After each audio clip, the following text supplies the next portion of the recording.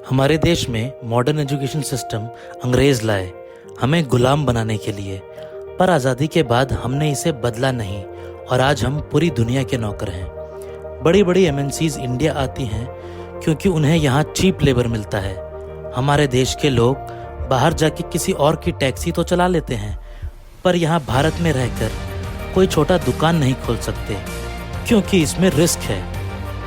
ऐसी कितनी ही समस्याएं हैं देश में, पर उन सब के जड़ में है एक समस्या, हमारा एजुकेशन सिस्टम। तो आइए जानते हैं वो 6 प्रॉब्लम्स जिनकी वजह से हर इंडियन बच्चा परेशान है, जिनकी वजह से हमारा देश सिर्फ ओबीडिएंट सर्वेंट्स का देश बन के रह गया है। और इन 6 में से वो एक कौन सी सबसे बड़ी प्रॉब्लम है जो कभी भी हमारे देश को विश्व गुरु नहीं बनने देगा।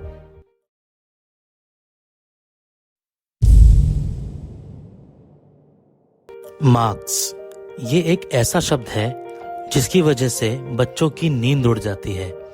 ये एक ऐसा शब्द है जिसकी वजह से आप सब कभी ना कभी जरूर रोए होंगे। मार्क्स की वजह से हम में से मैक्सिमम लोगों को कभी ना कभी ह्यूमिलिएशन का सामना करना पड़ा है, कभी टीचर्स के हाथों, कभी पेरेंट्स के हाथों और कभी कभी खुद की नज़रों में। बच्चा कितना भी सभ्य हो, sports activities, speaking skills, art, painting वगैरह में कितना भी अच्छा हो, लेकिन फिर भी वो यूजलेस है क्योंकि मार्क्स अच्छे नहीं आते।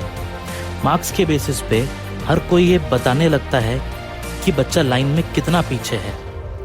अब जहाँ मार्क्स की इतनी इम्पोर्टेंस है, तो ऐसे एनवायरनमेंट में ऑटोमेटिकली एक और समस्या पैदा हो जाती है जिससे आप सब बहुत भली भांति परिचित हैं, यानी कि रट्टा।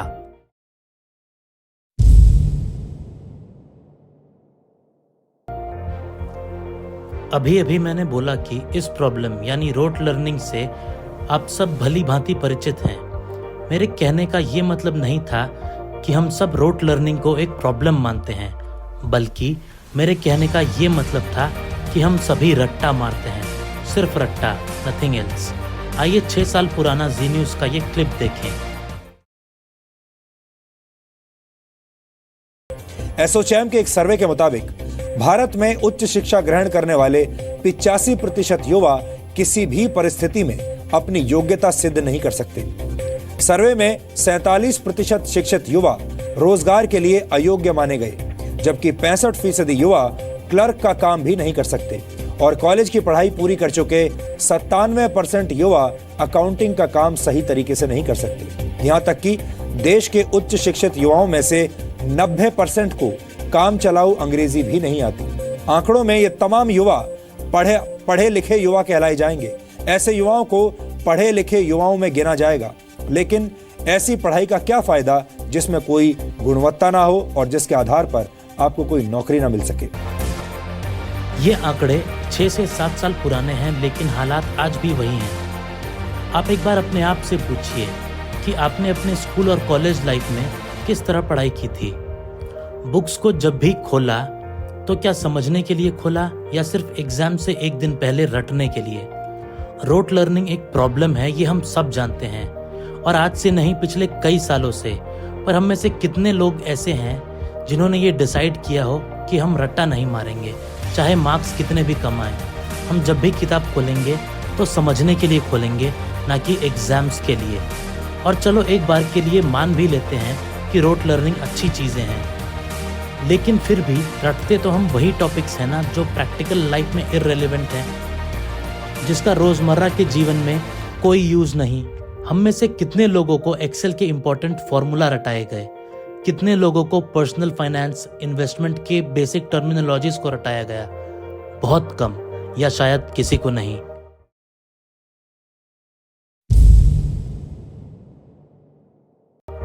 अंग्रेजों को चाहिए थे क्लर्क्स, तो उन्होंने स्कूल्स में बेसिक न्यूमेरेसी और इंग्लिश को इंट्रोड्यूस किया।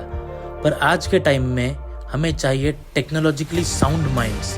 पर क्या हमने अपने करिकुलम में टेक्नोलॉजी को इनकलकेट करने की कोशिश की?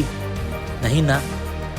India inequality report 2022 digital divide के अनुसार आज भी रूरल पॉपुलेशन का सिर्फ 31% ही इंटरनेट यूज़ करना जानता है। सिर्फ 9% ऐसे स्टूडेंट्स हैं देश में who have access to a computer with internet। जमाना चैट जीपीटी का है, पर अधिकतर बच्चे आज भी इंटरनेट नहीं चला पाते, और जहां इंटरनेट एक्सेस है भी, वहां भी जोर किताबों को रटने पे दिया जाता है। किताबों पे इतना ज़्यादा ध्यान दिया जाता है हमारे देश में कि बच्चों के फाउंडेशनल ईयर्स में जब हमें उन्हें टीम वर्क, लीडरशिप, कंपैशन जैसे ह्यूमन वैल्यूज सिखाने चाहिए, हम उनसे किताबें रटवा रहे होते हैं। अगर मैं 6ठी से 12वीं तक के टाइम टेबल को निकालूं तो ये देखने को मिलता है कि हफ्ते में 2 से 3 स्पोर्ट्स के पीरियड, 1 या 2 आर्ट्स के पीरियड मिलते हैं। कुल मिला के पूरे हफ्ते में 2 से 3 घंटे इन एक्टिविटीज़ के लिए बस। जबकि स्पोर्ट्स, आर्ट्स ये ऐसी चीज़ें हैं जो एक्चुअली में हमें ह्यूमन वैल्यूज़, क्रिएटिविटी ये सब सिखाते हैं।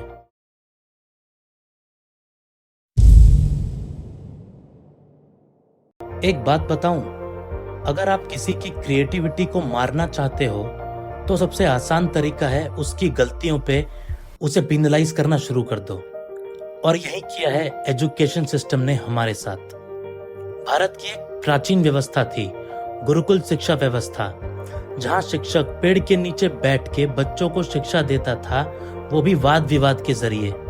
मैं ये नहीं कह रहा कि फिर से पेड़ के नीचे बैठ जाओ, पर डिबेट और डिस्कशन को त्यागना शायद हमारे एजुकेशन सिस्टम की सबसे बड़ी भूल थी। बिना क्रिटिकल थिंकिंग और ओपन डिस्कशन के क्लैरिटी कैसे आ सकती है? आप में से कितने ऐसे लोग होंगे जो क्लासरूम में कोई डाउट क्लियर करना चाहते होंगे, पर टीचर की डांट के वजह से वो सवाल आपने कभी पूछे ही नहीं, और गलती करने का डर या गलत सवाल पूछने का डर इस कदर मन में बैठ जाता है कि हम कुछ नया करने की कोशिश ही नहीं करते, और यहीं पे हमारी क्रिएटिविटी खत्म हो जाती है।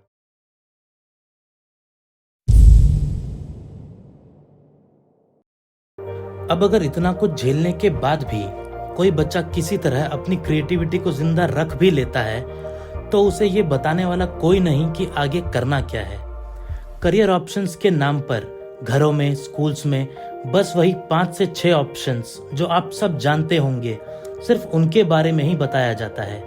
बहुत ज्ञानी लोग आपसे बोलते भी होंगे कि जिस चीज में मन लगे वो करो, वो पढ़ो। मुझे फिजिक्स से बहुत प्यार है, पर केमिस्ट्री से उतनी ही नफरत। अब बताओ मैं क्या करूं? 11th-12th में तो मुझे केमिस्ट्री भी काफ़ी ज़्यादा पढ़नी पड़ेगी। मुझे पढ़ाई लिखाई बिल्कुल नहीं पसंद, लेकिन मैं बोलने में, डिबेट करने में बहुत अच्छा हूँ। क्या करियर ऑप्शंस है मेरे पास? राजनीति बस। सच्चाई ये है कि स्कूल्स में इस टॉपिक पे कभी बात ही नहीं होती। अगर 11th-12th में साइंस ली है तो IIT मेडिकल, कॉमर्स ली है तो CA CS, और ह्यूमैनिटीज़ वालों को UPSC और लॉ का चूरण।